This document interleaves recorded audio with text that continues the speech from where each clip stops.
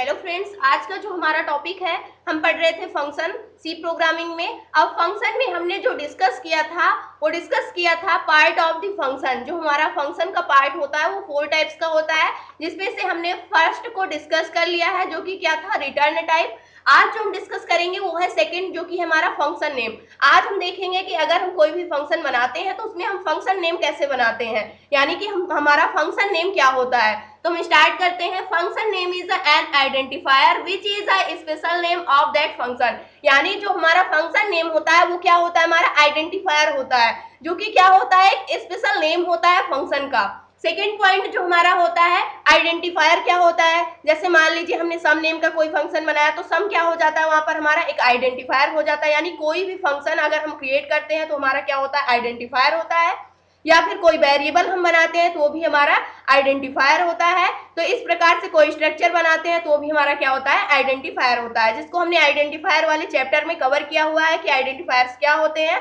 तो सेम वही function name is an identifier, यानी कि जो हमारा फंक्शन नेम होता है वो क्या होता है, एक आइडेंटिफायर होता है। सेकेंड पॉइंट हम डिस्कस करते हैं, we can't use the same name with two functions in the program. यानी कि आप एक ही प्रोग्राम में, आप एक प्रोग्राम बना रहे हैं, एक सेम प्रोग्राम में आप क्या नहीं कर सकते हैं, सेम नेम का फंक्शन नहीं क्रिएट कर सकते हैं। यानी कि मान लीजिए आप सम नेम का एक फंक्शन बना चुके हैं, उसके बाद आप उसी प्रोग्राम में कहीं दूसरी जगह सम नेम का फंक्शन सेकेंड टाइम बना रहे हैं तो आपको क्या होगा, आपको एरर देगा, क्योंकि doing so may result in an error in the program. क्योंकि अगर आप ऐसा करते हैं, अगर सेम नेम का फंक्शन आप डबल टाइम्स बनाते हैं सेम प्रोग्राम में, तब आपको क्या होगा, जो हमारा कंपाइलर होगा वो आपको क्या देगा, आपको रिजल्ट के तौर पर क्या देगा, एरर देगा। यानी कि आपको रिजल्ट नहीं मिलेगा उसका, आपको एरर फाइंड आउट होगा। सेकेंड पॉइंट जो हमारा होता है, थर्ड पॉइंट फंक्शन नेम का,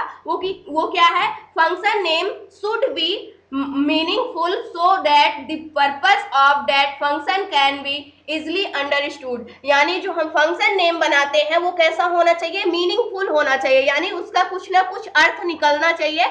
ताकि मीनिंगफुल किस लिए होना चाहिए, क्योंकि जिस पर्पस से आप बना रहे हैं उसको, उसी पर्पस से यानी उसी टाइप का आपको नेम देना चाहिए, ताकि आपको उसका नेम पढ़ते ही समझ में आ जाना चाहिए कि ये हमने जो फंक्शन क्रिएट किया है वो किस लिए बनाया है। मान लीजिए आपको एडिशन करना है 2 नंबर्स का, तो आप वहां पर अगर मल्टीप्लिकेशन का नेम देते हैं अपने फंक्शन को, मल्टी नेम दे देते हैं, तो वहां पर वो क्या होगा, तो आप वो नेम उसका क्या हो जाएगा, चेंज हो जाएगा। और जहां तक हो सके कि आपको अपने फंक्शन का नेम क्या देना चाहिए, एक मीनिंगफुल नेम देना चाहिए, ताकि कोई दूसरा भी अगर देखता है तो उसे आसानी से समझ में आ जाना चाहिए कि ये फंक्शन किस लिए क्रिएट किया गया है। अगर आपको एडिशन के लिए बनाना है तो आप वहां पर एडिशन करना है 2 नंबर्स का, तो आप अपने फंक्शन का नेम सिंपली सा एडिशन ले सकते हैं, जिससे क्या होगा, सामने वाले को भी समझ में आ जाएगा, और आप जब कभी भी अपने प्रोग्राम को ओपन करेंगे तब आपको आसानी से समझ में आ जाएगा कि किस पर्पस के लिए हमने इस फंक्शन को क्रिएट किया था। तो आई होप दोस्तों यहाँ तक आपको समझ में आया होगा कि फंक्शन नेम किस प्रकार से हम बनाते हैं,